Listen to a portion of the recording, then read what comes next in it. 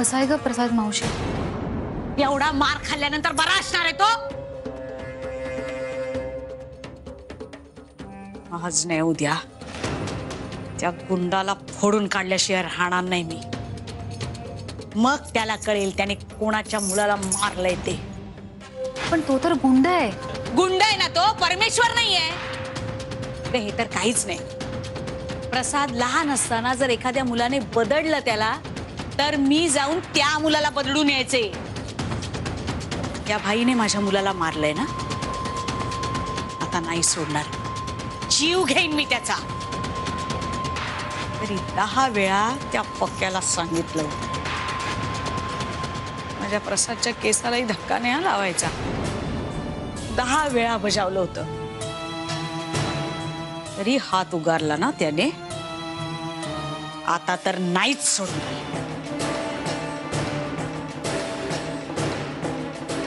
मी त्या फुकट्याला बोलवलं होतं इकडे, पण हिम्मत नसणार ना माझ्या समोर यायची. तू जा आणि आत्ताच्या आत्ता त्याला बोलवलंय म्हणून सांग. जा.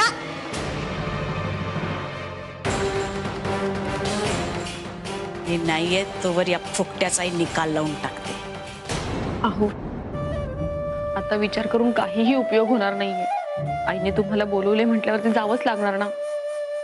मी तुला खरं सांग, मी याला त्या भाईला सांगितलं होतं की प्रसादला फक्त असं वा अशी दमदाटी करायची, त्याला हात लावायचा नाही. पण त्यांनी त्याला का मारला तेच कळत नाहीये मला.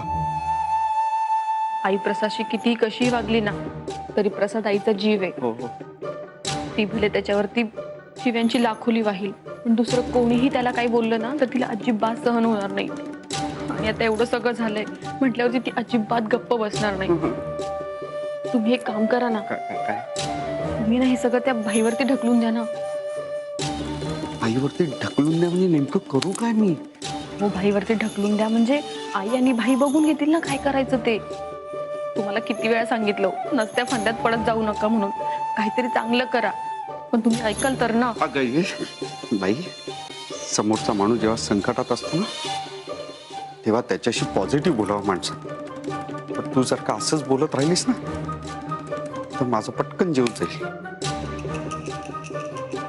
ते सगळं जाऊ दे, पण आईने 2दा निरोप पाठवलाय म्हटल्यावरती तुम्हाला जावंच लागणार आहे ना. ए बाई, नको ग त्या तोफेच्या तोंडी देऊस ग मला.